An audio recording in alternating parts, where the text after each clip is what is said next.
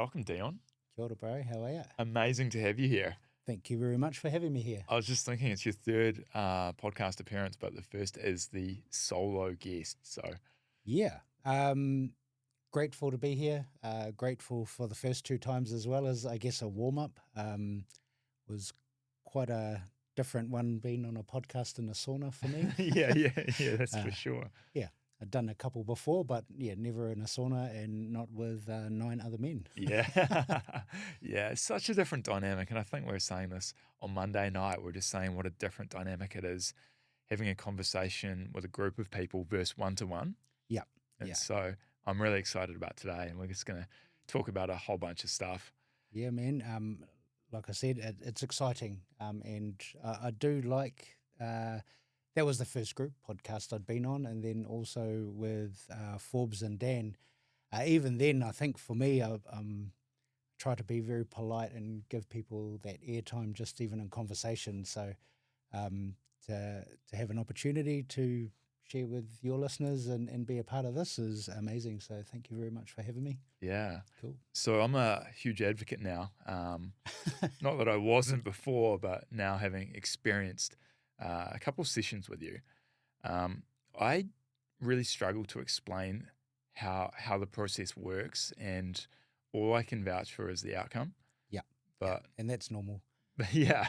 I find it hard to explain what I do, to be honest. In fact, I think just a quiet plug for somebody's book. Yeah. There's a book called Tools for the Top Paddock, which was written by a farmer who I did a treatment on. Oh, yeah. And bestseller in New Zealand, Kane Briscoe, and he sums up what I do better than I do. So if you go and buy his book, Yeah. I'm featured in the last chapter. Wow. And quite heavily, and he captures what I do brilliantly, like just really, like he's a Taranaki farmer, but it's got that real Southland sort of farmer vibe to it. Like, so I guess to explain what I practice is a medicine called Honohono. This comes from my grandma. So she was delivering this to me as a young boy, and it's an energy medicine, but it goes right back to an ancestor of mine called Riwai Pakiro from the 1800s. And this medicine was illegal for 55 years in New Zealand. And it was passed on through, I guess, spirit is the easiest way to say that. So my nan would talk to me in my mind, and I would hear her as if she was right next to me or in the room. And yeah, so it's interesting to say it because it seems really airy-fairy, but my nan's real pedantic with how the practice is, number one, how it's maintained and upheld, but also how it's performed and definitely how it's taught. So she helped me write out a manual to teach people, and now that's become an 88-page manual for the levels 1 and 2 together. So yeah, it's the easiest way to say it is I help people to release what's stuck in their body, whether it be trauma, whether it be stored emotions, or whether it shows up as sort of brain fog or overthinking. So each of us has a story. And my job is to work with your spirit, or that core part of you, to unpack anything that's slowing you down. Does that feel like what you experienced? It does. And I guess I'm biased because I've experienced it. But, like for anyone listening, it's just such a, what would you say, like unconventional? 100%. Yeah. So it's a leap of faith, right? Yeah. And so back in the 1800s, it was called faith healing. Right. But that was mainly because honohono means, well, hono means to join. And when it's said twice in a lot of our Māori healing modalities, the base word is repeated twice because it's so good. So miri is a form of, the easiest way to put it would be Māori massage, but it's a kaiako or teacher that is very much prominent in that area. She would say it's to stimulate and agitate the muscle to release the tension. Romi is a more deep pressure, and then Honohono is the spiritual part of that medicine. Mm-hmm. So I feel there's a science to it, that science maybe, I hope one day would be able to catch up to it. I'd love to have nodes put on me and clients and really work out that side of things. But basically, we carry a vibration, and the science of that is when your vibration is stifled, it's because there's something blocking that. Yeah. And my job is to find out what that is and help pull it out so that you can basically work to your prime. Yeah. Yeah. Yeah, I mean, I don't mind sharing my own experience, like that's probably a really practical way to maybe give some context, right? I think so, because it would be interesting for you to probably hear how that came about for me as well. Yeah. I don't think we've talked about that. No, I mean, the whole, one of the catalysts, right, was the vertigo thing. Yeah. And so coming into the year was suboptimal. I was struggling with this vertigo thing, right? Dizziness, energy, just a whole bunch of things that I didn't really understand where they came from and how to get rid of them. Traditional medicine or conventional medicine doesn't really have a cure or a treatment protocol.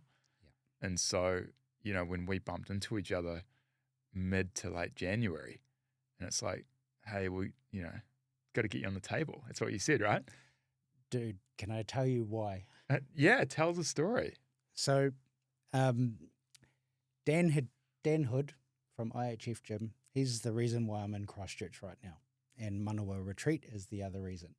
But Dan had, I guess, tried to jack this up for you to experience a treatment with me because, as I was saying just before, I think Dan's really excited to help people, and this is another level of help that he's been utilising as a medicine and as a practice, but also he wants to share with the world as well, which is really cool for me and also my students. But that didn't manage to line up last year.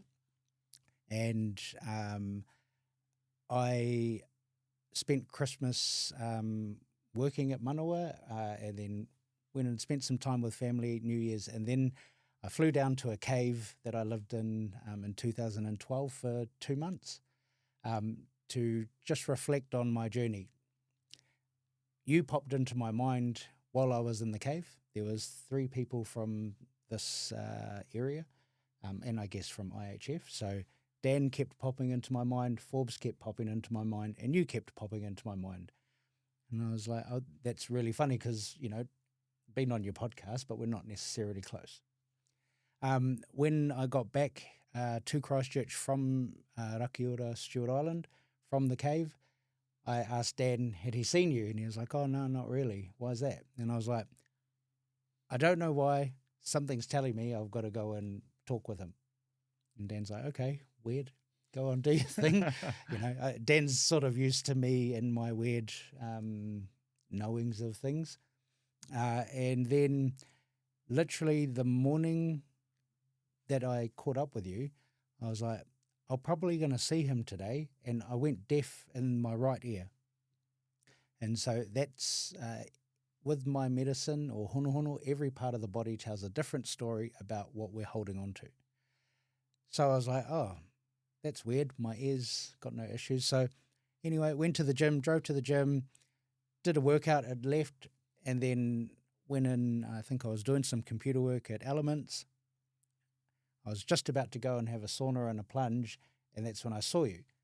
And I was like, just been thinking about you. So as soon as we shook hands, both my eardrums blew and was like, whoa, what the heck's going on? And my first thing to you was, are you all right? But I was deaf as I was holding your hand. And you were like, no. Not really. Not really, exactly. I've had vertigo. I was hospitalized. And Yeah. I was like, and as you were talking and you were like, I'm ready for that session, my ears started clearing again. But it was like a thunderclap inside my eardrums that was like, whoa, this guy, something's happened, So I was like, yeah, let's make a date, let's make a time. And as soon as we had done that, it cleared up and went away. That's normal and not normal for me. So normal is the sense of I experience body empathy when somebody's a client or I'm tuning in either via Zoom. Like it's a practice. So I will tune into what's going on for you. But I had no reason to tune into you, and normally when it hits me like that, it's for an important reason. So I just roll with it, because usually when I don't, things get messy or they don't go as fast as I want for whatever I'm up to. So that's how that came about. But with the thunderclap, I just felt so disorientated for that brief moment of the handshake. Wow. And there's everybody has like an energy signature as well. Yeah, right. And I guess my way of looking at it is we are energy inside a meat sack or a body, and sometimes the conductor upstairs is my conductor can be a slave driver, so he's like got the whip out like work. Yeah. So it was interesting, and then we lined up your session, and I guess you can explain what that was like for you as well. Yeah, I mean, I can try.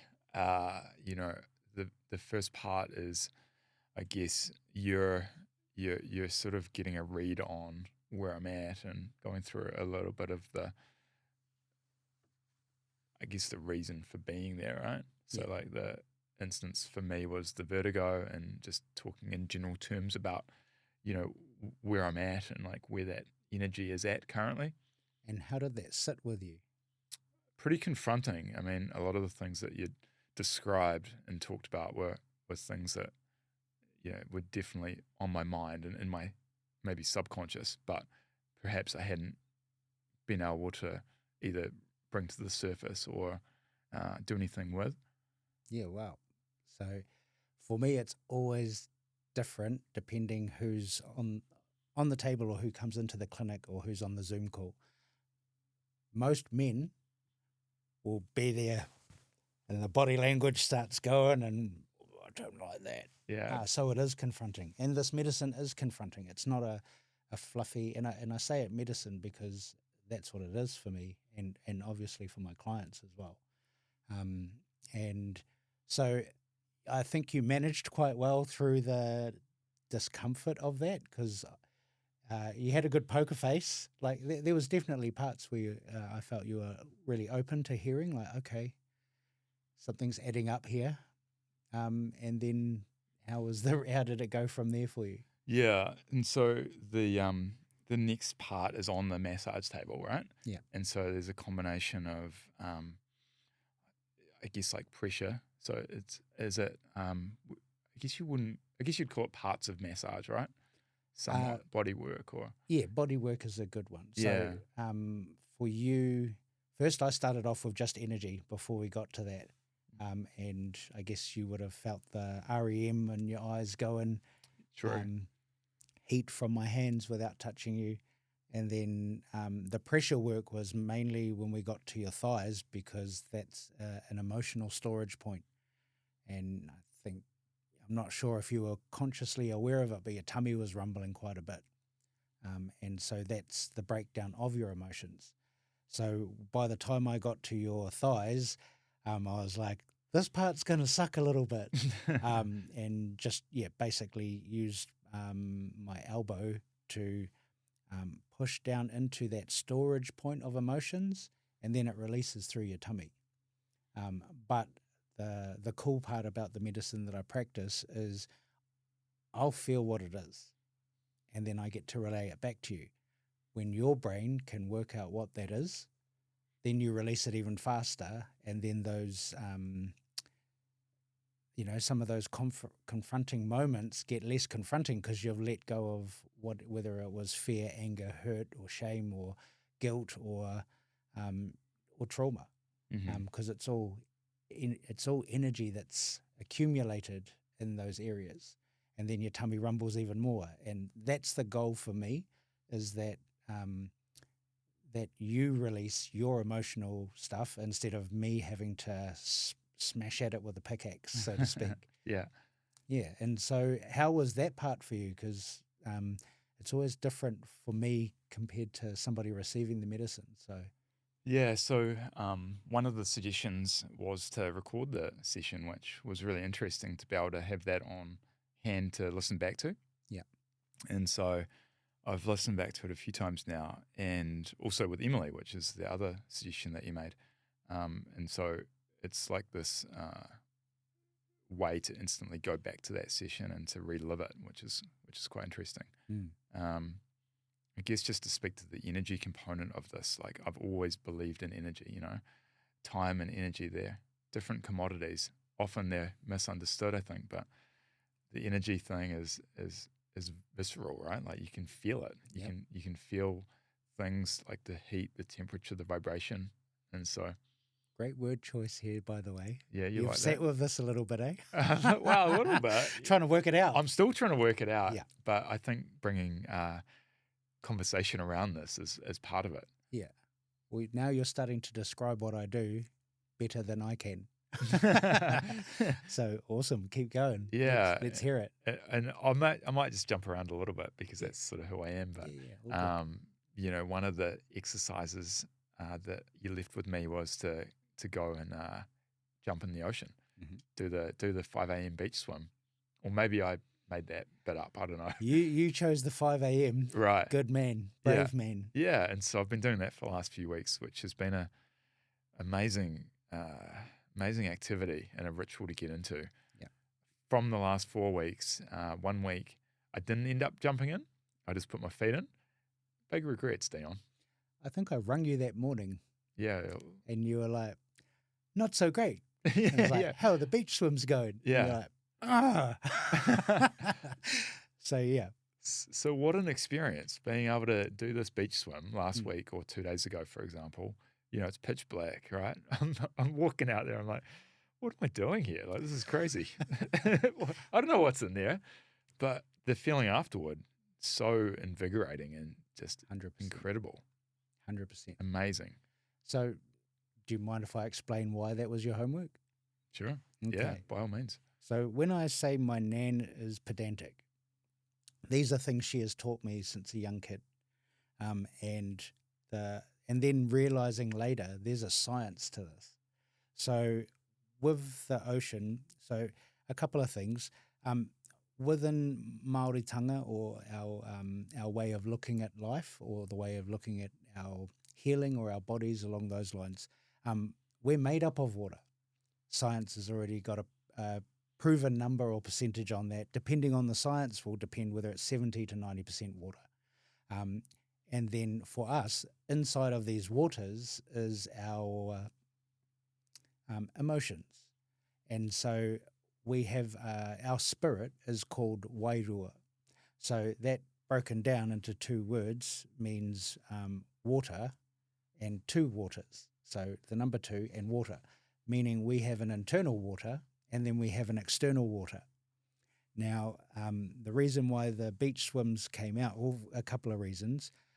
One was to balance your waters again and to get them interacting with each other again, because in this human experience, these practices were sort of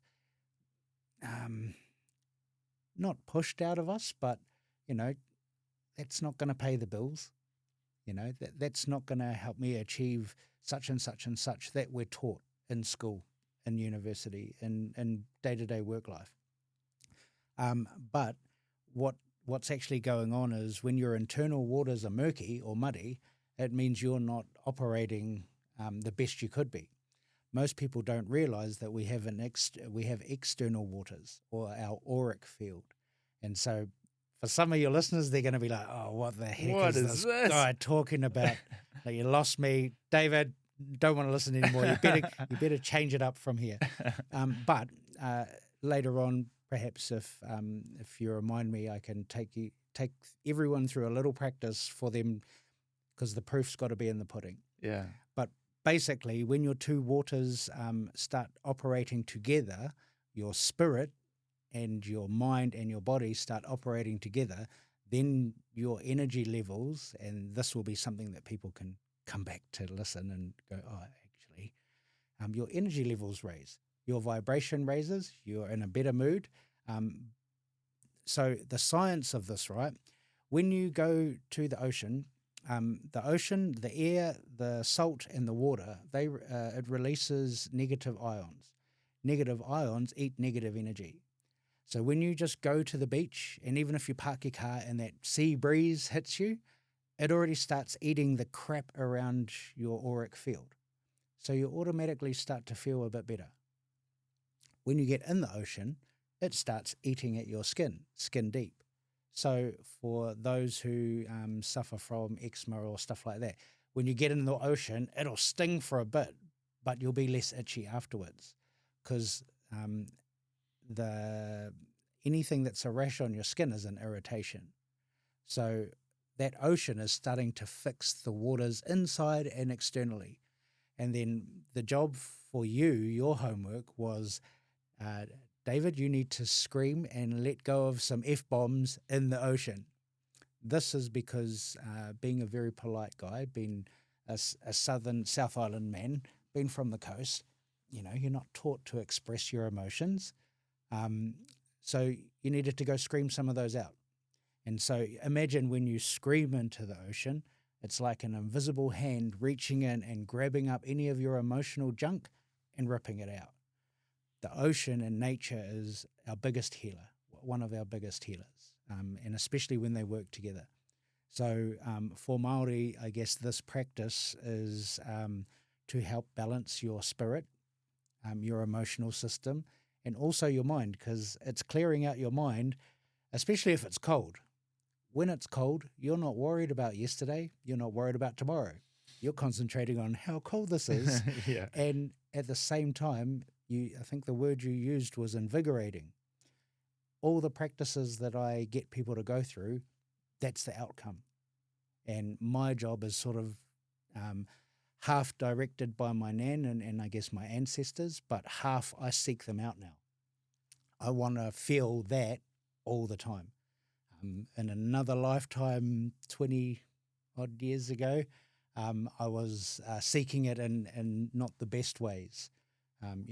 Drugs, alcohol, daredevil sort of stupid stuff that 20-year-olds do. But now I realize, oh man, there's so much goodness and that invigoration for our mind, for our body, and for our spirit. And then when you can find the ones that work, that make it all happen together, that's the win. Yeah. Yeah, I love this, that, there's a lot that we don't understand in the world and that science can't explain, or, and that's, I guess, like, it's a meeting point, right? Yeah. Yeah, definitely. Or that hasn't been tested yet. Yeah. And I think that's more where it's at. Like, going back to cold therapy, one of my big go-tos is Wim Hof. And I love that dude because he finds the science. And, if you ever look into his story, amazing man, amazing character, but also what he's done through breathing and cold therapy is now scientifically proven, because somebody was like, that guy's full of it. And he went, prove me wrong. Mhm. I'd love for that to happen. Yes. And hopefully one day I'll get to meet this man and his scientists can. So I've already looked into how to do this at Dunedin University. So that was the first place I had a clinic. And I worked with a lot of people from the university. And what we were trying to do was I didn't have students back then. I was just starting to teach. So we're talking 13 years ago. And so the science that I wanted was put nodes on on 5 different people's heads and put nodes on my head and watch there will be a change in what's going on in brain activity, what's going on in heat between my hands and that person, whether they're in the room or not. Because what I do, what I practice can be practiced, there's no time and space when healing is involved. And so, it's probably a bit later on down the track. It gets real trippy. But that whole tuning in process. And my science friends from Dunedin University were like, that's not science. You're an anomaly in this whole thing. Right. we need you to have students, and then we can test your students, Right. and then we can test them on random strangers. So I've never actually had the opportunity yet to make that happen, but now there's 700 students around the world practicing, at least knowing this first stage of this medicine. Wow. That's a big number. Yeah, massive. Yeah. And that's all happened in 12 years. Wow. So probably not as massive as I'd like it to happen. No. But yeah, I guess I think we talked about this as well. I'm not much of a numbers person on profit and margins and all that sort of stuff. I'm more impact based. Yeah. So to know that there's 700 people out there that have the foundations of this medicine Yeah. For themselves or their friends or their families or their animals, massive for me. Yeah, that's so cool. Yeah. Yeah. What if someone wants to book in a session either with yourself or one of the other students, there is a link we can link in, right? Yep. Yeah. So I have one website, Healing Aotearoa, so that's the name of the business. Yeah. That name came from living 2 months in a cave at the bottom of Stewart Island during winter in 2012. Wow. Because I never wanted another business. I went from being a nightclub owner and then being told to give away all my worldly possessions by my nana and do this. So I felt like I was doing this to give back to a community, whereas when I was a business owner, I think sometimes, and especially the way business used to get done, it can turn you into someone you don't necessarily like. And Auckland is, back in 2005, was pretty cutthroat as far as business went. Like it wasn't about, it didn't matter, never mind standing on people's toes, we were standing on people's heads. Yeah, right. To be the top in our chain. So it was always about that. And I really didn't like being that person. Right. But with Healing Aotearoa, my nan was like, basically go back to Dunedin and open the doors and they will come. The last time I'd sort of heard that was with nightclubs. Moving into nightclub on K Road, open the doors and they will come. And it happened. And it happened twice because they ended up with a nightclub across the road as well. Wow. And it was the hard part for me was actually shutting the doors. Right. Because there was a whole lot of attachment, ego, all of that sort of drama that comes with, I guess, although I gave away all my worldly possessions, I felt like a failure. So that was something that was a bit hard to sit with. And then Healing Aotearoa, or doing these healings around Aotearoa, was what really turned my life around and being someone who gives more than they take. And so that's where the name came from, is because I hitchhiked the country with a massage table for 5 years. Wow. Working for donation. Wow. And it went from being a very money-orientated person to, I guess, selfless, but at the same time I was getting rewarded in different ways. So yeah, that's where the name came from. So healingaotearoa.co.nz is the business practice. There's only a few treatments available from me personally, and so those would be distance sessions unless I had a talk with Dan about this on the way here. If there was, I have students in Christchurch who are their own practitioners now. They own their own practice. One of them, Jay, works out of IHF. So that's definitely the point of call. Cool. However, if you had a listener, there is the option of online. However, if you had a listener that sort of got in touch, then I would consider Fridays are my days to work on international clients. So I'd open maybe a space every now and again. I'm moving out of the space of working one-to-one, because like I was saying before, I'm really about the impact. Mm-hmm. So my thing is workshops and retreats. Yeah. Is where it's at. And my thing is, like I was saying before, that invigoration, lust for life, like excited about what you're up to and passionate. I can help you more in a 3-day retreat than I can in a 2-hour session. A 2-hour session will blow your mind, but I'm all about that long-lasting impact. And so, hopefully we're going to see you at one of them, either the Level Up or the Way of the Warrior, whichever one calls. Yeah, we've got to make that work. Yeah. I'm pretty sure it's going to happen. It is going to happen. And again, it's those life-changing moments. And to be able to gift you, never mind homework of, if you do this, you'll feel better. If you do this, you'll feel better. It'll be, hey, this is the practice. If you want to really change up your life and the lives of everyone around you, this is the place to do it. This is the place to learn it. And then like you were saying before, that Forbes is becoming addicted to the retreats, because the boy knows a good thing when he finds it. And, and also he might be young, but he's actually a really onto it wise man. Totally. So he's, I think him and Dan are similar on that sense of like, oh, that's gold. Yeah. I'm going that way. So, I guess if we went back to your homework, what else have you noticed since your sessions? Because you just had another one recently. So, has there been a change up again? It was quite confronting as well, actually, just in terms of the... Sorry, dude. Question. It's a positive. Okay, cool. It is a positive. Just in terms of the questioning around, like what is the... maybe not the end goal, but like what's the plan to like exit the one-to-one, and like how are you going to basically grow your business? At least that's what I heard. Yeah. Whether that's what was said or not, I'm not sure. I think it was. So also, just so you're aware, when I'm communicating with you in these sessions, and the reason why I tell you to record it is I don't remember what's said. I'm just a clear vessel downloading what's coming out of you. And I guess also, for those of your listeners that would believe in a higher power, like when that stuff is happening, because you'll have that idea and it pays off and you've listened to it.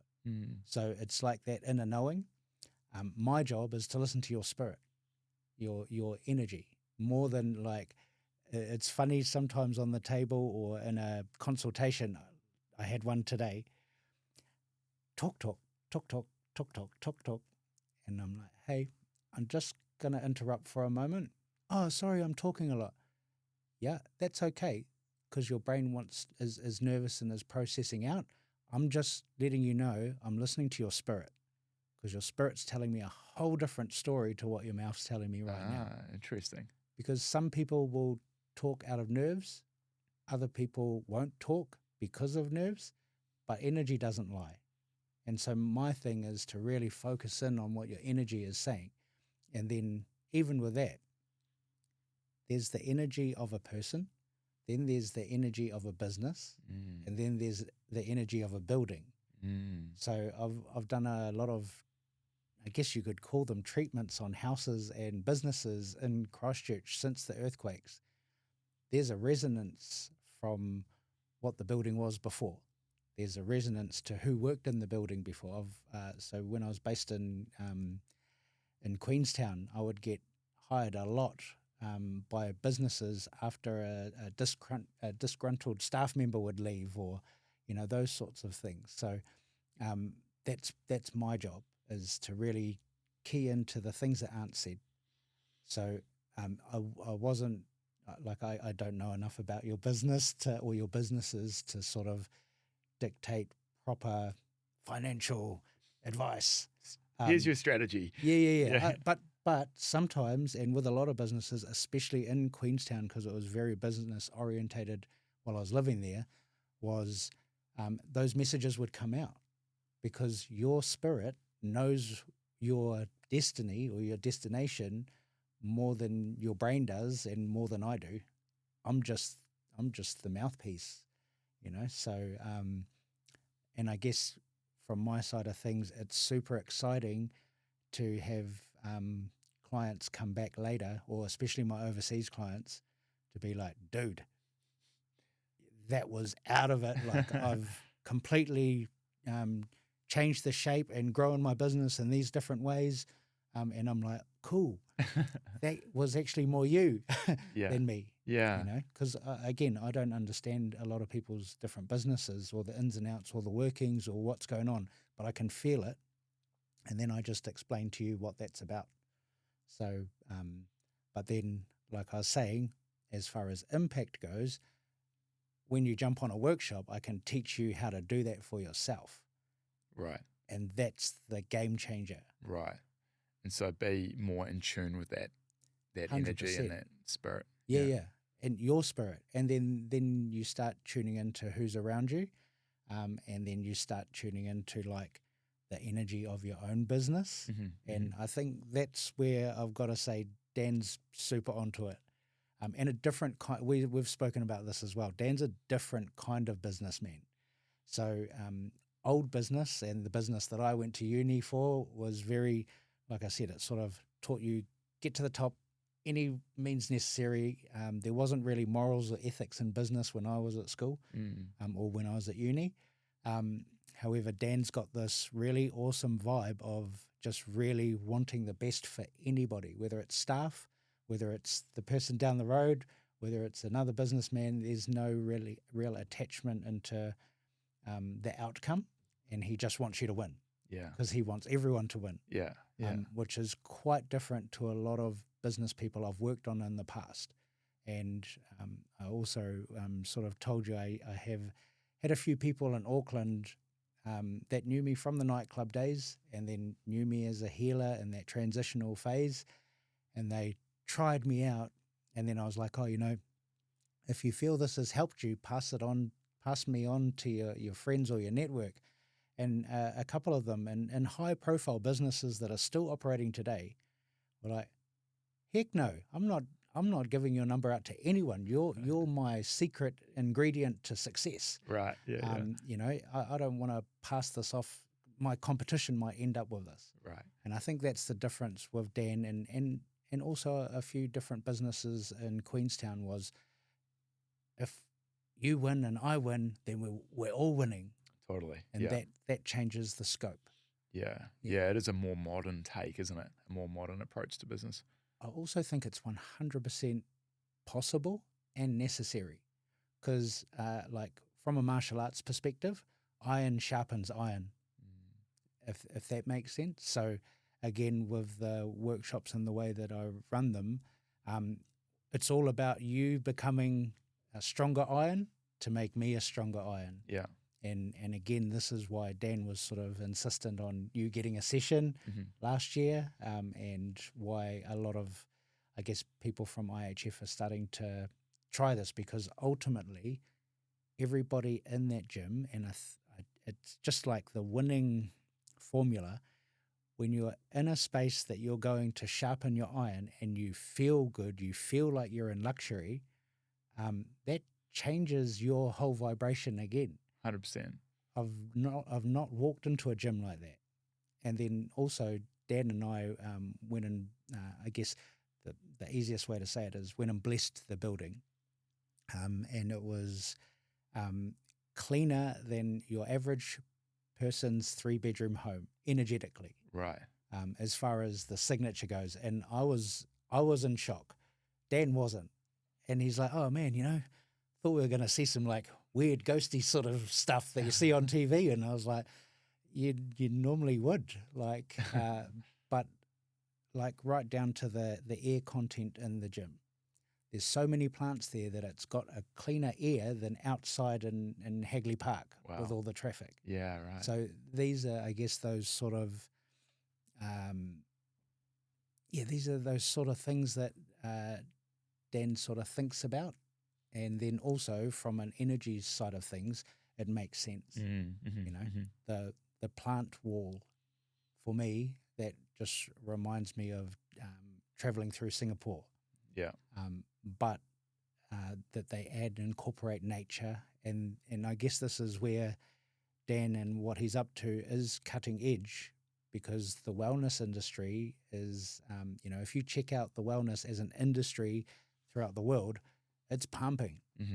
New Zealand is a little bit slow on the take, but and I guess the corporates that I deal with online overseas, they grateful to be able to have time with somebody like me, because Kiwis aren't necessarily that up with the play yet. You know, we are a young country, so it's also still sort of stuck in the grind. Yeah, I wonder why that is. Do you think it's the I don't know. What do you think that is? Got a few ideas. Yeah. How do I put this? I grew up in West Auckland. My life for my first part of my years was basically Once Were Warriors meets Outrageous Fortune. So I don't know if you've seen that program or watched that movie, Yeah, yeah, but yeah. it's on the harder, darker side of life. Totally. And then when I work on people from Southland, there's very much become that I sort of liken it to a farmer mentality where it's hard, you don't complain, you just get on with it, really stoic by nature. Yes. And that's in the males and the females. And then it's that not wanting to complain about stuff. And then North Island is quite a different energy where it's survival. And then I guess the way I look at things is from the energetic blueprint of it. Southland was, I guess, more European settlers came here. There was less Māori sort of down here because of the cold. We just look at Christchurch, for instance. At one stage, this was a swamp. So there's that hard graft, hard work to be able to, look at Christchurch as a city now. It's pumping, but that's come from a lot of hard work. And then we look at Northland and, they're really feeling the recession right now, even though there's, some would say more opportunities, bigger, massive landscape, bigger cities, but it's harder. So I think traveling around Europe, traveling around Asia or Southeast Asia, you get to see the differences in the ways of the people. Like, for instance, Thailand, their national sport is Muay Thai, but you don't see them rocking around ready to kick people in the head. They're actually the gentlest, nicest people. Yes. And then, I think my uncle really hit it for me when he was in New Zealand. He was really hard, especially to me, because I was, I guess, the next one in line as far as being the man of a household or along those lines. But he was especially hard on me, and he felt it was hard for him. When I went to Barcelona, so he lives in Barcelona now, and I was like, basically, you're a dick to me. Why?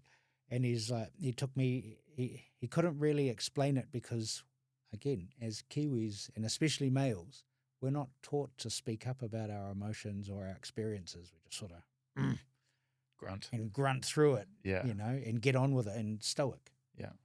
He was like, I'll get us some beers, go and look at that wall over there and tell me what you see. On that wall, we were in the oldest prohibition bar in Barcelona. It's his favorite place. It's super, it's like you're in a train station with paint peeling off the ceilings, and then one whole wall is just these old bottles in different shapes, really thick glass. And I was looking at them, and all of them had the numbers of the years.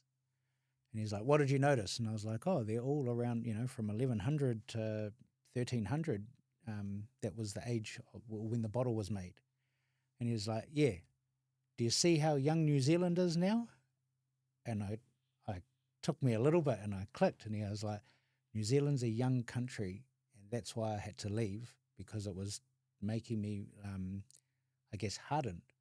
And so he's still a quiet man, but he lives above a street where the Mardi Gras go through, and he just sits there and observes it all because there's so much colour, life, and there's less macho, like stoic, and like I don't know, have you been over to Barcelona before? Yeah. Have you seen how passionate the men can be? Yeah. And how close they can get to you in a bar? I haven't noticed that, but it is I different. noticed that. Yeah. Yeah, I was in a real small bar, and there's dudes like Right up there. right up there, like, and I'm like, the hell's going on? And for me, I was watching like my wallet, Yes.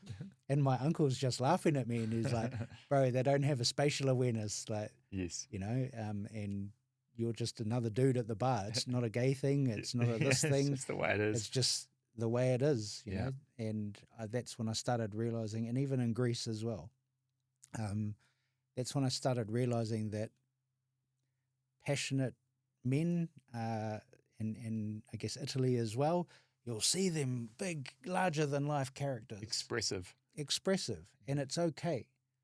Whereas, again, going back, New Zealand's a very young country. We have the highest suicide rate in the Southern Hemisphere, you know, and we've got one of the smallest populations. So you start to look at these things like, you know, and then, I mean, it's a hard one to bring up, but the whole colonization thing, like that's another, just adds another layer or blanket of why we don't talk.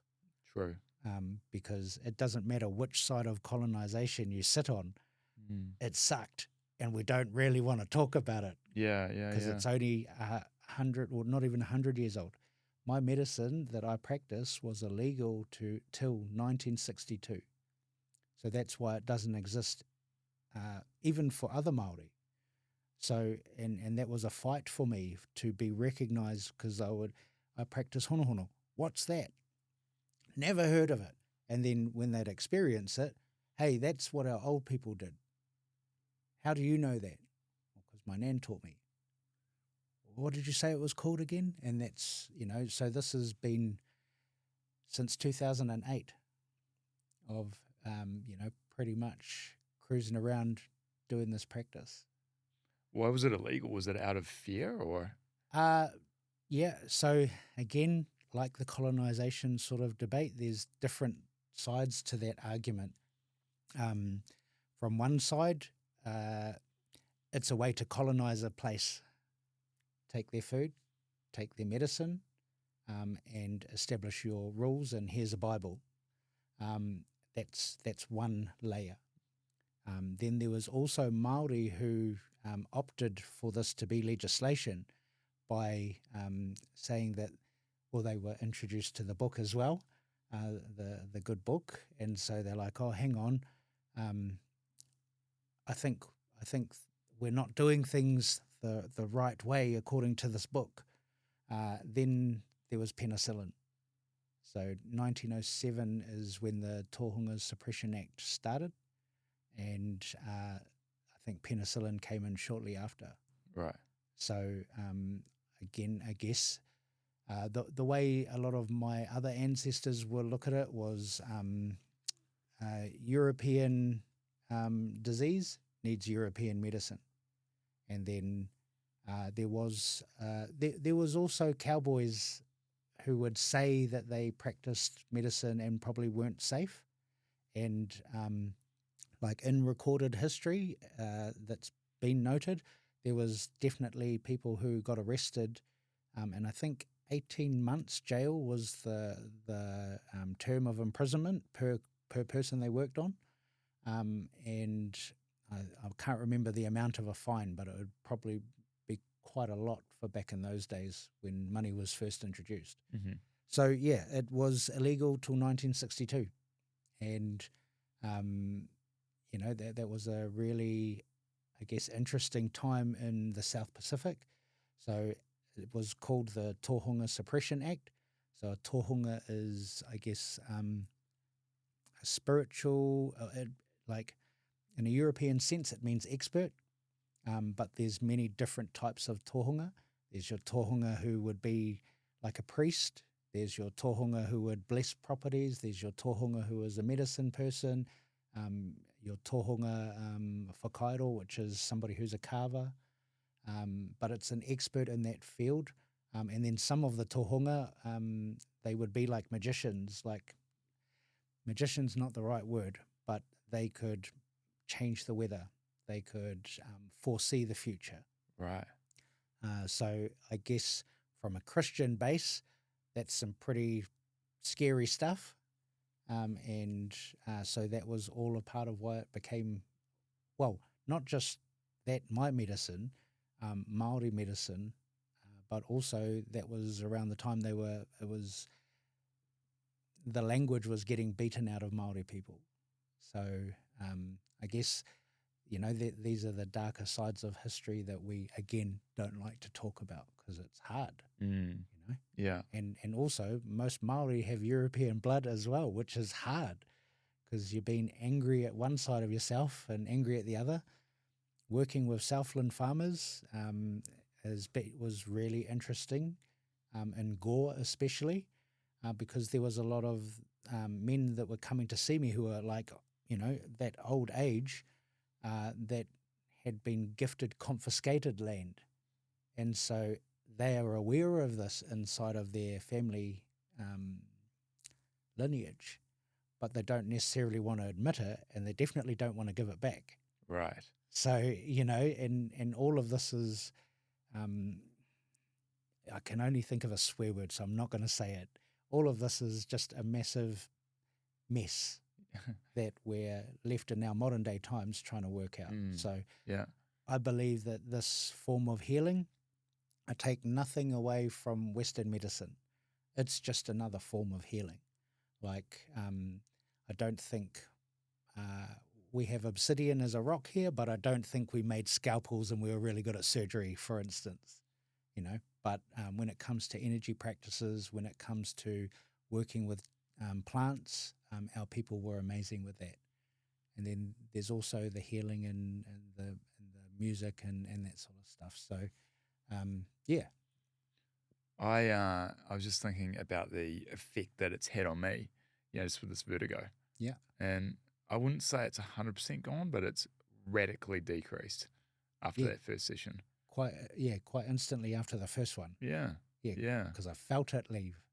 Which, it makes, from a, ultra skeptical standpoint, it makes no sense, right?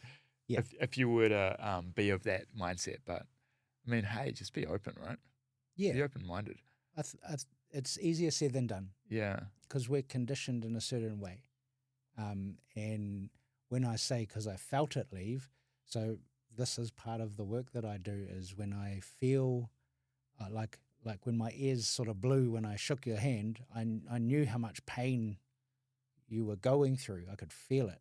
It was, it actually took me off guard. And then working in the room with you, it was almost like a pressure in my head. And by the end of the session, I felt like actually the pressure in the head was because of the emotional stoicness, and you I don't know whether you would think you're a stoic guy, but there's some conditions or conditioning that you're growing up with that have made you, I guess, a bit stoic in your own way. Yeah, that's well put. Yeah. Yeah. Yeah. I wonder if we all have that intuition within us. It's just a question on if you listen to it. 100% we do. 100%, right? You're a spiritual being in a human body. So we all have our own gifts. And through teaching this medicine is the coolest part for me.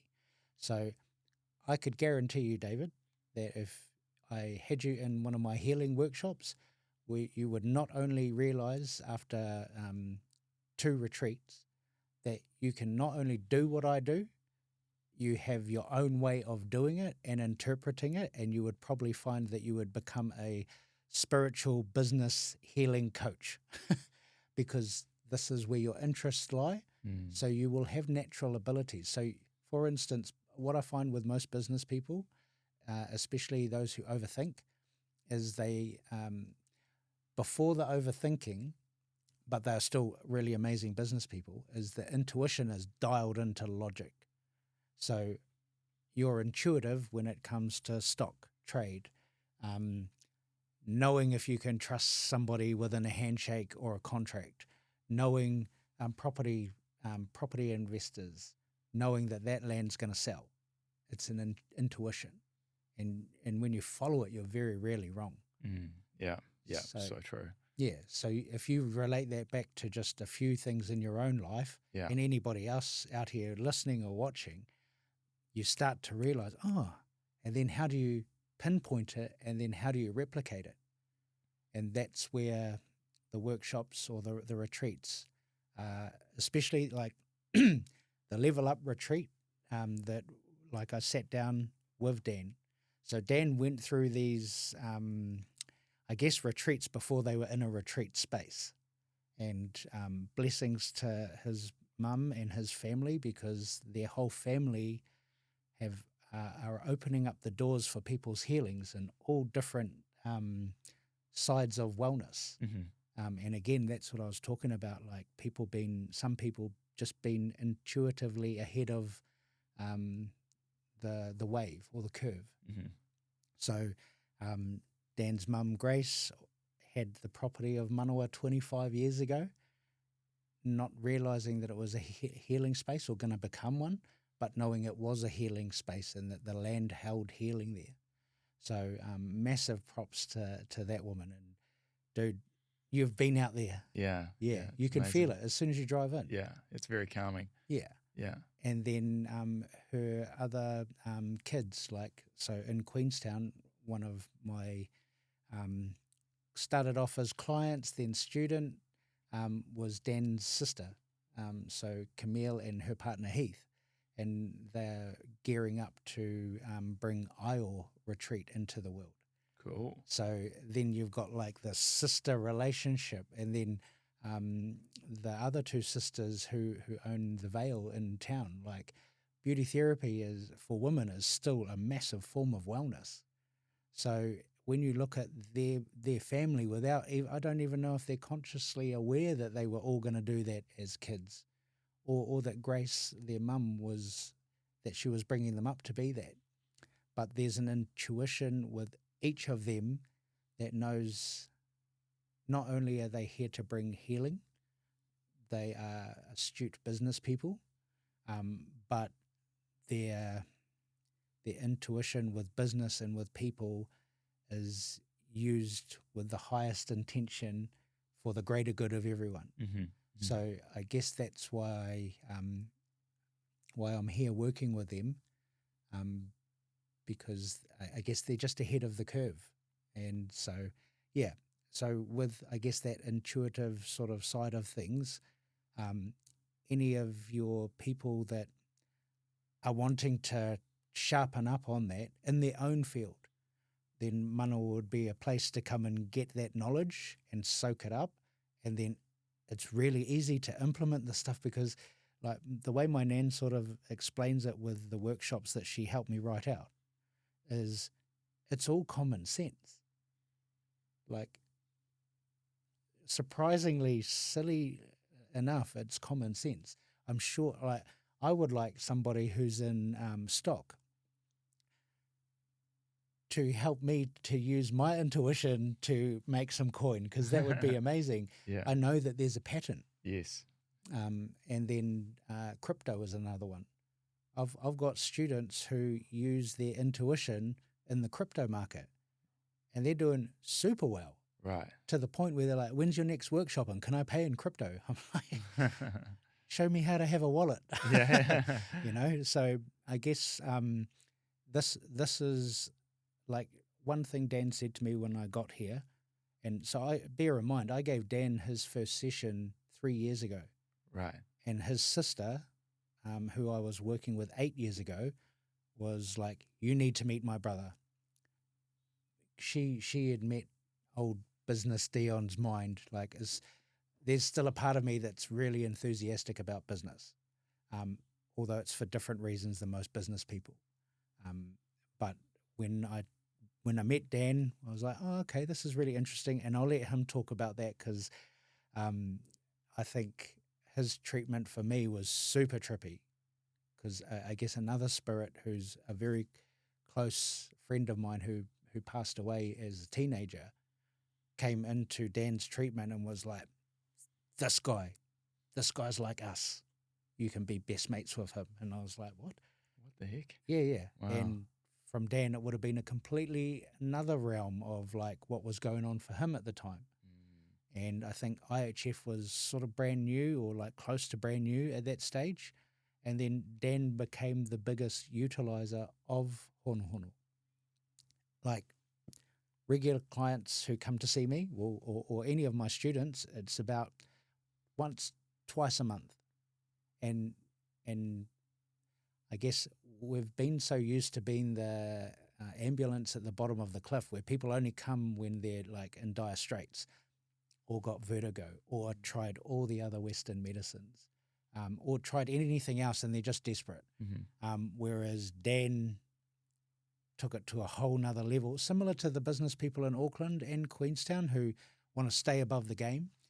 Dan's whole thing was, I guess, maintenance is one thing, but he wanted to be ahead of his own curve. And so that's where the workshops were actually born for Dan, the Level Up workshops, which is a Manawa product now. Yeah.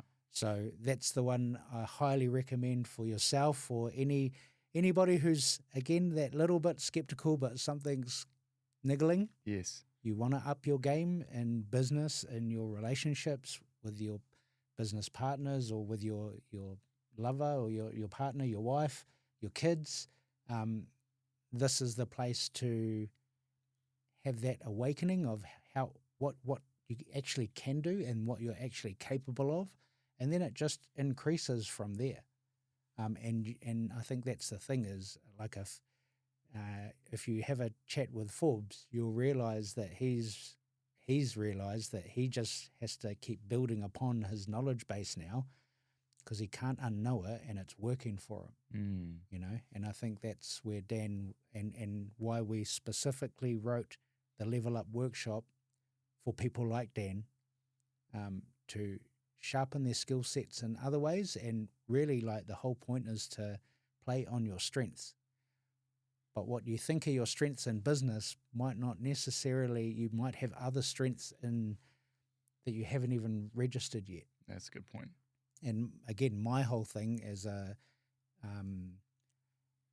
kaiako in that sense, so kaiako means teacher or leader in that sense, is to lead you to where your gold is inside of you. I like that. Yeah. Yeah, that's cool. Yeah, and like every person, not only do they have a story, every person has gold. And I'm learning that I like gold. And I like to see other people find their gold. Yeah, totally. And it's those wisdom bombs and key nuggets that change people's lives. Yeah. And then with the workshops that I run out there, with Way of the Warrior, for instance, that's when we bring in guest speakers. So our last guest speakers, which was the ones that Forbes got to meet. Forbes got left a little gift, so you can hit him up about that. But Te Ururangi and Danyan. So Te Ururangi is a carver. He's a black belt in jiu-jitsu. He's owner of a page on Facebook that went viral for New Zealand and outside of New Zealand. So basically it's called Aotearoa Kai Gatherers. So New Zealand food gatherers. But he went viral in the space of a couple of days, 2 million views in a couple of days, from making almond milk. Oh, yeah? Yep. So I'll show you this video because you'll be like, whoa. And it's still, like, obviously the count hasn't dropped. It's just creeping up. Yeah. Well, not creeping up, blowing up. But he really put New Zealand on the map as far as being able to hunt, garden and fish. But his whole thing was how what we've been conditioned to believe is good for us isn't always good for us, and that we have the power to change what we do, what we ingest, how we eat, going back to how we used to do things in the old days. Like, some of that's still gold. And then Danyan, he has a business, or I guess his social media is called Answers Within. And so he was probably better known for being a poster boy for I Am Hope, but he took it upon himself to really change up his own life, and now he runs men's groups and these sort of things that really help people. So most of the people in my world are people who are game changers on that impactful level. And so Te Ururangi carved me this tefa that we've got in the background, which has got a massive significance. But it's about leading by example and leading our future generations into utilising all of these skill sets. And then our next guest speaker is Jason Sutty. So he's 6-time world Muay Thai champion, and I think the only one to go up all these different weight divisions. But he's also owned his own gym since 1999 in Auckland, and is still like a staple as a gym. He's trained with Wim Hof, so he's a Wim Hof facilitator, and then he owns King of the Ring. So any of your listeners that watch UFC, this is the kickboxing version, and probably the oldest sort of. It's also on like national TV. So to have a production in New Zealand that big with that many, that big a fan base, he's the man on many levels, and I guess the testament of a warrior. And then also he practices Honohono. So you've gone from like this really stoic, hard man to being able to help heal his children when they're sick. Wow, you know? What a contrast. Yeah. So I feel like every one of your listeners will have these hidden attributes inside them. Might be just a little bit of how do I bring this out into the world? Yeah, well, that's the interesting thing. I was just thinking about when you were talking about gold and how, energy is the gold, right? Like the sort of gold follows the energy, doesn't it? For sure. Where the most amount of energy is, and whether that's discovering what that looks like on a practical level. But the things that light you up and get you excited and enthusiastic, those are the things that make the gold, right? Those are the golden moments, and that is the gold. Yeah. And it's interesting, right? So in New Zealand, in Aotearoa, you can only find, you must have heard of pounamu or greenstone. Yeah. So that only grows where you come from, on the west coast of the South Island. Mm-hmm. So I'm not sure if you know, but wherever that is, you will find gold. Mm-hmm. Mm-hmm. But you won't necessarily find pounamu or greenstone wherever gold grows. So it's a bit of a testament into, I think, why I'm here in Te Waipounamu in the South Island, is because gold is pretty, it's valuable, it's got a high vibration. It's not necessarily good for making hammers or chisels, but pounamu is hard as, it's literally one of the hardest minerals or rocks in the world. Jade, it's also highly sought after. It was used as tools and weapons, but it is also carries a really big heart awakening frequency. And so to know that those two precious minerals in the South Island are found side by side, wherever greenstone is, you will find gold. Interesting. Is a real beautiful thing. Yeah, right. And so with that, no, I'm not sure on your time period on when you want to wrap things up, but I have a gift for you for the podcast. Wow. So it's not gold, sorry, David.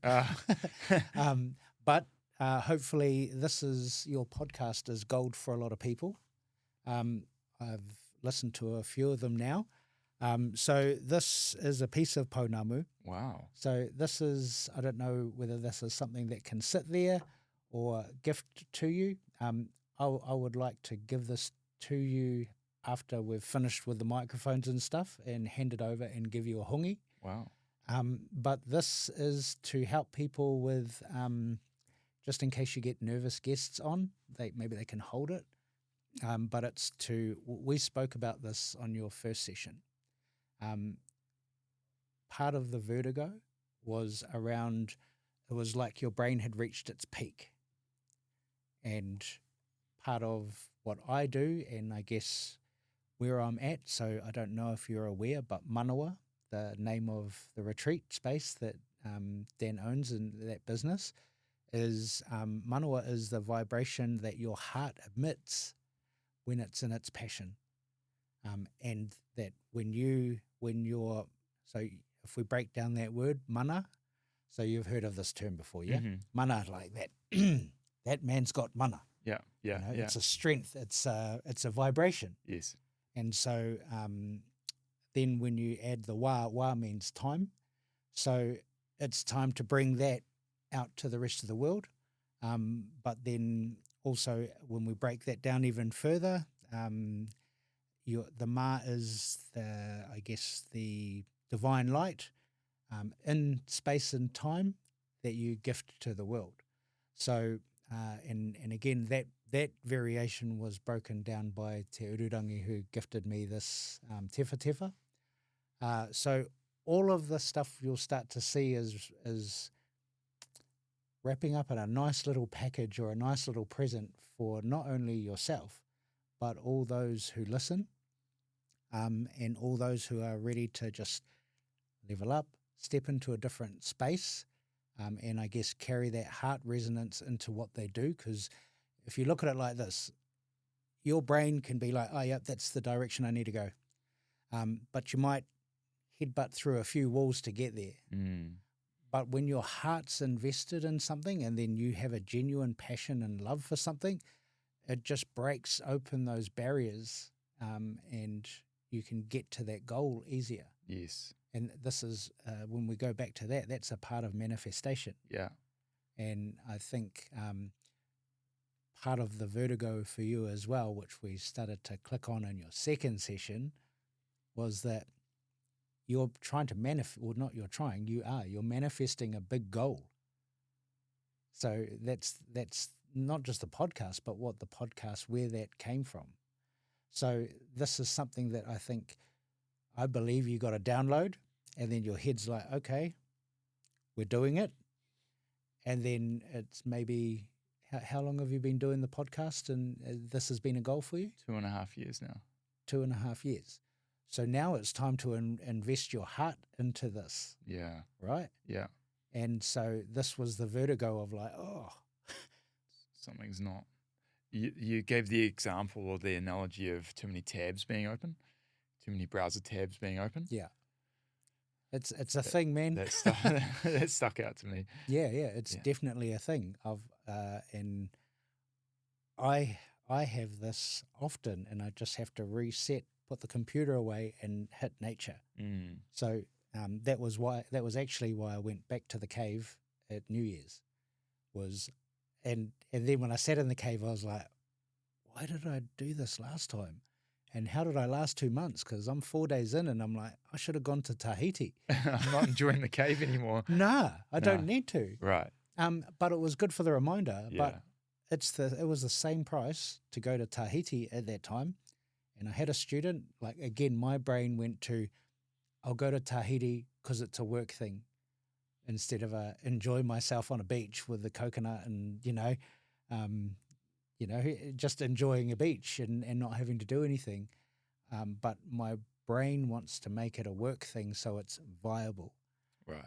I knew if I went down to the cave, I'm going to take some footage, which I never had a camera last time, but it's going to be that pause, that reflection. Mm. I was actually thinking that I was going to have more epiphanies, but what it came down to is I looked at it like, the last time I was here was 2012, and I lived in this cave for 2 months during winter. Wow. What the heck was I thinking?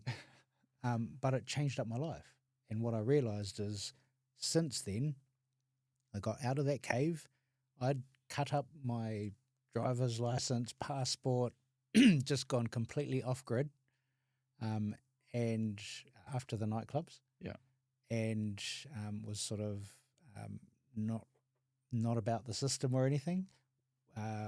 Hitchhiked the country, and then got sick of doing treatments on relationship breakups, and just I really wanted to be impactful. Yes. Yeah. And went to the cave, and from that's when Healing Aotearoa was born, and came out, opened up shop. So to realize that in the 12 years of visits, I've all of a sudden got these businesses, yes, but actually I've changed heaps of people's lives. And so, for instance, my students who have practiced level 2, in order to pass that, they have to work on 50 people for donation, or for we call it equivalent exchange now, because donation really sucked for me. So that's called tākoha, equivalent exchange, because one of my worst ones was working 9 hours for a family, and the guy was like, "You said donation, eh?" Oh, and he opened up his wallet with all his $100 bills, and he was like, "You can just have a couple of the green ones." And I was livid. Right. And he's like, "I think you need to put a price on your stuff, mate." Right. That was a turning point. He was teaching me a lesson, and that was just before I went to the cave, and it messed with me, because I went from like, oh, what am I actually doing this for? But it didn't feel good doing all that hard work and really changing the lives of people to be not valued or respected. Got it, yeah. And I think this is my turning point right now, is realizing that, you know, I enjoy a good suit, mate. I love a nice cut of shirt, and I like Italian shoes, and that's okay. I'm almost as comfy in this as in a hoodie and jeans and some Air Maxes. You know, like, so I think that's understanding those change ups, and I think for you, the vertigo was your sign for a change up, and now, the second treatment was actually about where you're going to take that now. Yeah, 2 very different treatments. Yeah, but all around the same thing. Yeah. But one was more your personal, and so can I ask some questions now? Like, do you need to wrap up? We can do this another time. No, we're good. We're okay. Good. So how was that for your relationships, the first one? Because that's where it was centered. Yeah, that was another part of it. Yeah, that was around the, several key relationships in my life. But I guess what it did cause me to do was to share it firstly with Emily, which was incredible. Yeah. Was it hard?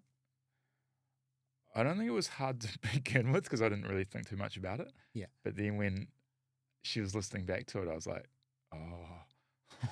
oh no, what have I got myself into? But then the outcome was that she totally, just got a totally different perspective of me, of like where we were at, and I think it, I guess, unveiled a lot of things.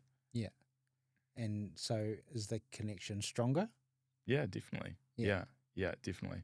And then I think, don't recall if it was the first or the second session, but there was some other things that, maybe you won't talk about, but there was a lot of things to think about and reflect on and give a different set of energy to. So. And was that more on family stuff, or? Yeah. Oh, okay. Yeah. So I think, just to loop back to what I said at the very beginning about the difficulty of explaining it, the value in both the treatment, but the ability to listen back and to be transplanted back into that moment and to reflect and just keep on trying to, process better.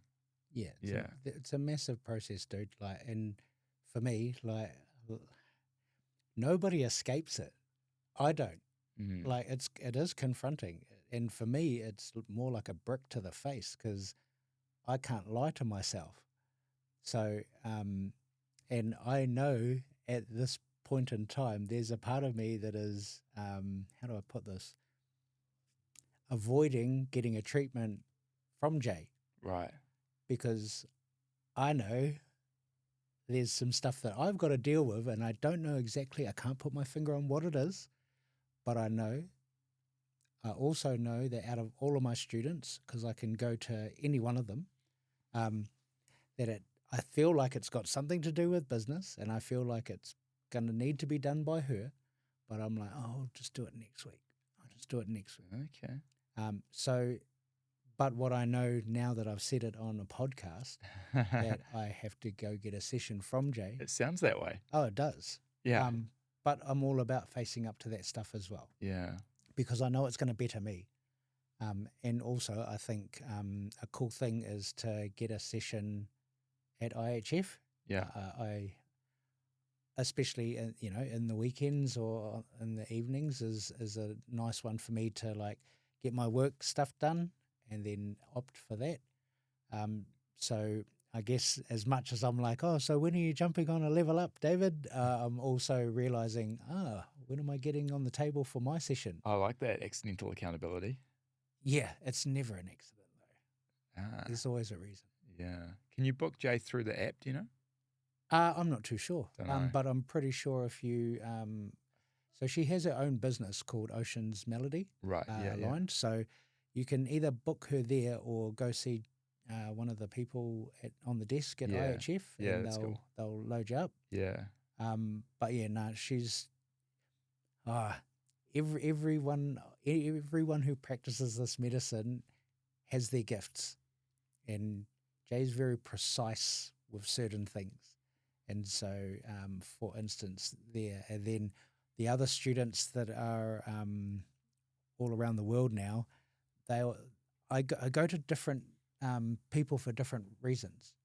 And so, but I also know I can go to any of them and it's the same medicine, but they will have their own gifts that will bring out a different thing. So it's beautiful. It's and confronting, dude. But if you want to own your stuff and really evolve and I guess level up, make better decisions, it's definitely a way to go. And I'm biased because it comes from my family, but again, I go to my students to get that work done because there's nothing else like it.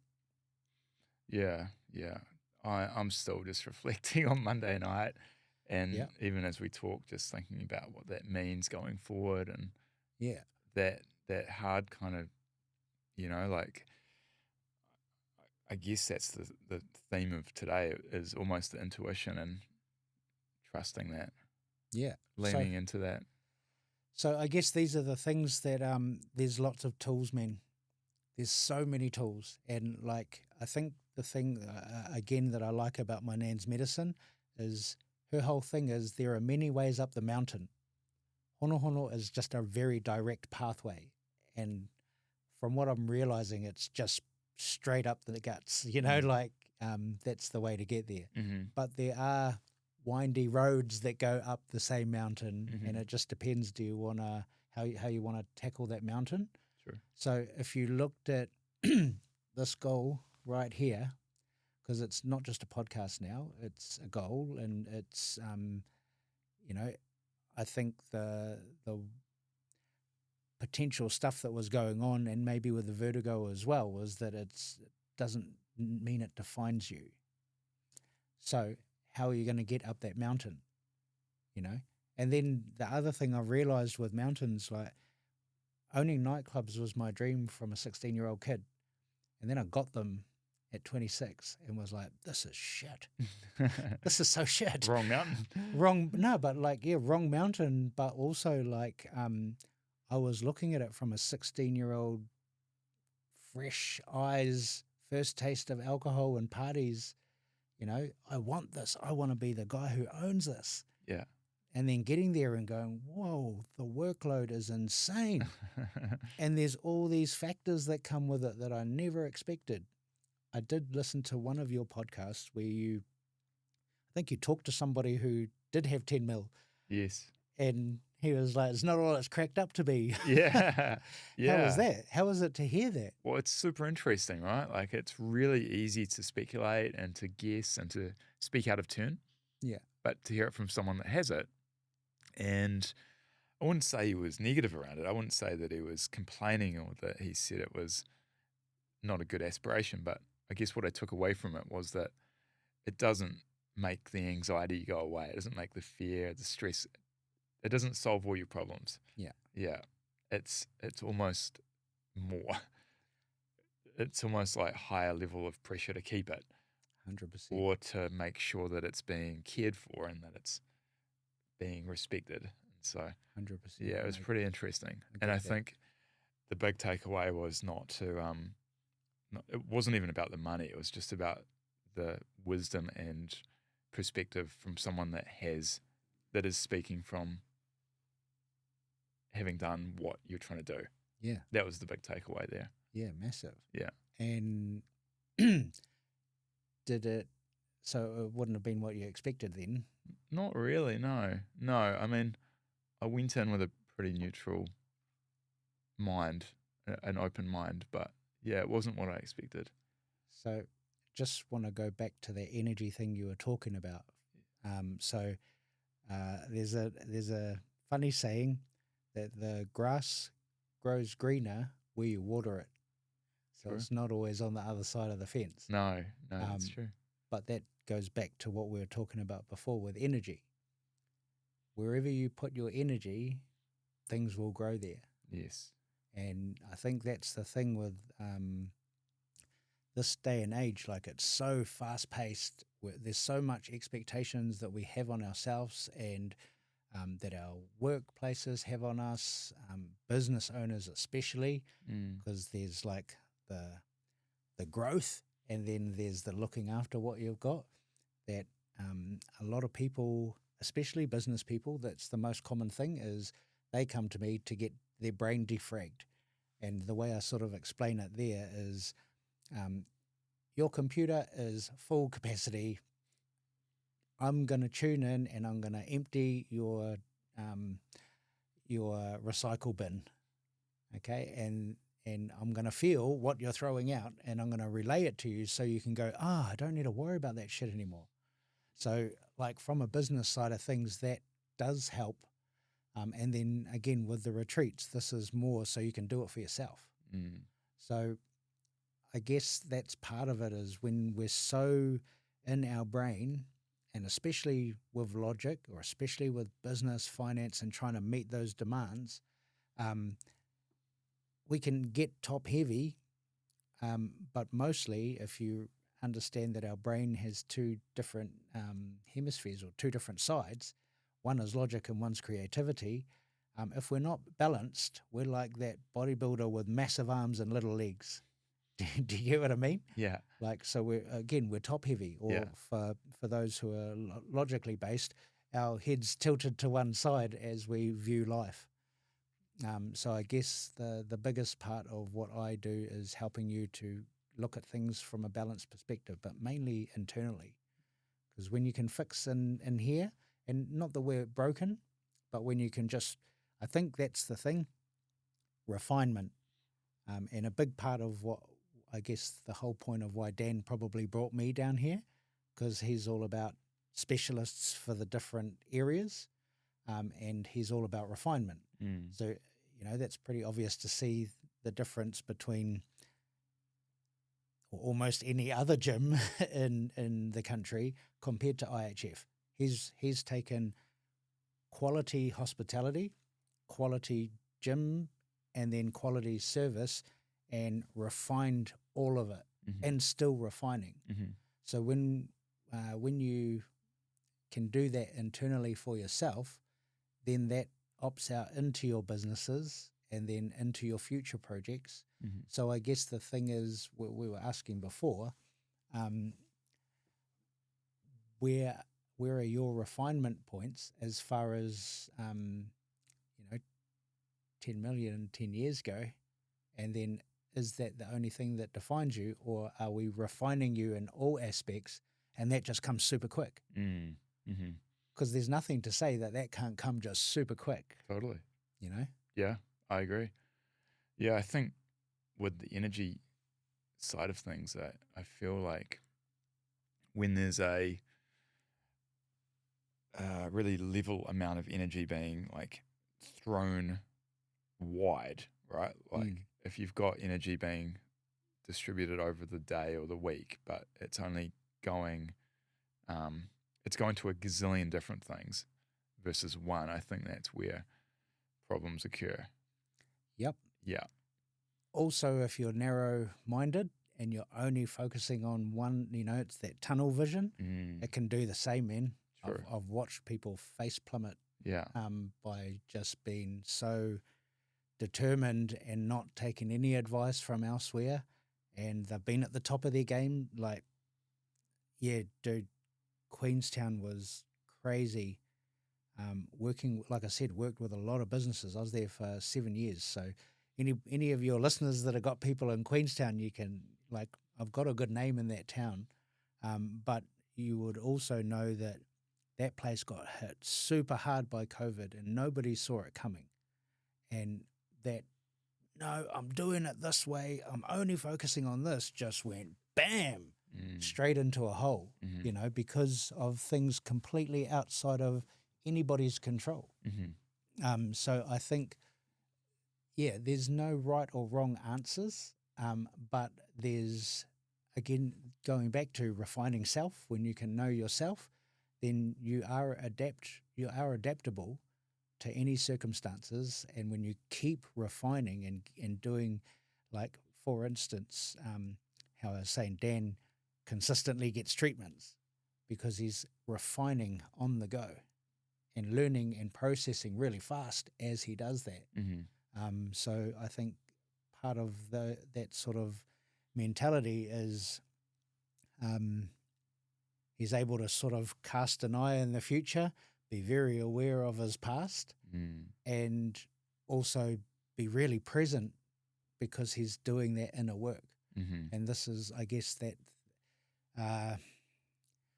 just another saying for you, and this one comes from Kane Briscoe with that the book, Tools for the Top Paddock, and Farm Fit is his Instagram business, is do the mahi, get the treats. So you do the work and you get the benefits of it. But the hardest thing, I think, two of the hardest things to do in this world is, number one, be authentically yourself. Yeah. And number two is do that inner work to maintain that inner authenticity. Yeah. And once you've got those on lock, or you just, at least if you're always chipping away at it, you'll always put your best foot forward and you will always walk towards your goals with your head held high, your mana intact, and, you know, especially if you love it, that passion spreads out into other people. Yeah, totally. You know, I've watched you rock into the gym and just to smile because you're happy to be there and you're happy about, you know, what you do. And then I've seen you light up about 4 other people and then they've naturally just walked over to try and come and shake your hand. You know, those are the little things that not everybody sees. Yeah. For me, that's like, it's loud. That's cool to hear. Yeah. So again, when you're up, and you're Yeah. doing that inner work, Yeah. or you're on top of your game, it's infectious. Yes. You know, Yeah. that energy is like, it stimulates other people's energy. Yeah. Yeah. I guess the hard part is either maintaining that or figuring out how to get back to that. And this is where that inner work comes. Yeah. You know, Yeah. Jason Suddy, he's got this thing of everyone has the warrior spirit within them. They have the capacity for bravery. It just takes the right fight or the wrong fight or the right life decision or the wrong life decision. So I think I'm pretty much quoting him word for word. So for any of your listeners that go and check out that guy, like, he is that live energy. Right. And that's why we're getting him down here. Yeah. Cool. So that's the thing, man. If you what you want to wake that up inside of you, that inner spirit, that you want that level up before the universe forces you to it, you know? Yeah. True. And again, that's what I was sort of getting at with the COVID thing for a lot of people in Queenstown. They were so, this is my only road. Right. Right. This is all I do. And then it hit and they were like, you know, they were coming back for more and more sessions. And like, some of those people are successful business people now, but not in the area that they ever thought they would be in, because that impact of that thing that they couldn't control forced them to move into their actual purpose. Right. Yeah. You know, it's the same with me with the nightclubs.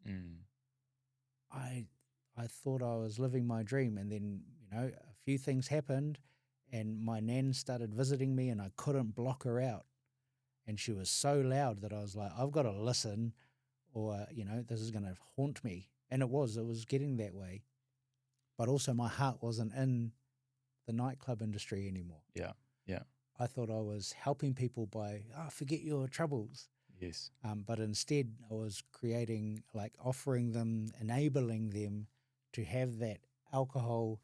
You know, the worst nights of being a nightclub owner were full moons, when the All Blacks lost, or exam uni results. Right. And those are also the nights with the highest domestic violence. Yeah, right. And from a kid who grew up in that, I got these insights now that I can't unsee. And that was it, pouring my last beer and going to give it to someone and being like, hang on, no, I'm not. This isn't going to make it better. No, it's not. In fact, it's going to make it worse. It is, yeah.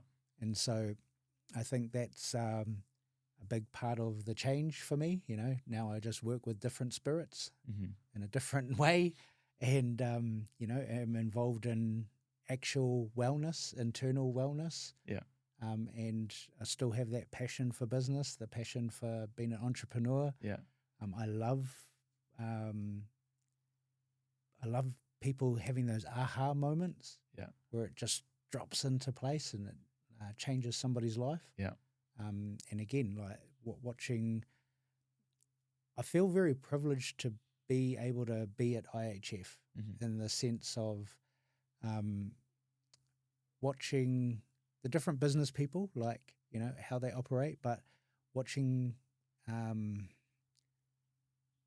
it feels like it feels, and I'm going to go back to that, feeling more than thinking. I don't think it's a good hub for people. I feel it. Like, people are always uplifting each other, and whether it's in business or just their elevated energy. So I feel like I'm in the right place for now. Totally.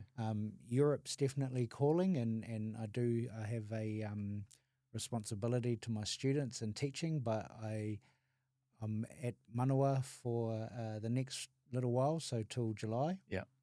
So I really hope that I get to see a few people who are game changers in their own rights. Yeah. Or people who are ready to level up. Yeah. Yourself included. To come out there and really change up their lives so they can change up other people's lives. Love that. Yeah, in whatever area they're in. Yeah. So last gift. So this is for your podcast and for your people. But this other one has got a different vibration, and this is a personal one. So this is known as citrine. Wow. So I can hand that to you because that's for you. Thank you. This magnetizes clarity of mind, but it also attracts abundance. So as far as your goal goes, and with what you're up to in this life and helping other people, because I'm aware that the podcast is only one part of you. Alt is another. You know, and the fact that you're helping people to bring change into their businesses and also bringing that abundance mindset sort of to other people, I feel like that'll really help you if you go and give that a wash every now and again. So that can be kept under your pillow, could be kept next to your bed. It's gonna really, or in your car or something like that. Somewhere where you think about abundance a lot, but whenever you're stressing about stuff, chuck it under your pillow for the night. You'll notice it physically get heavier. Wow. And that's energetic. That's amazing. And there's a science to it.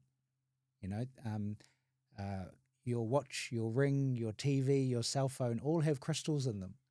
So it's funny.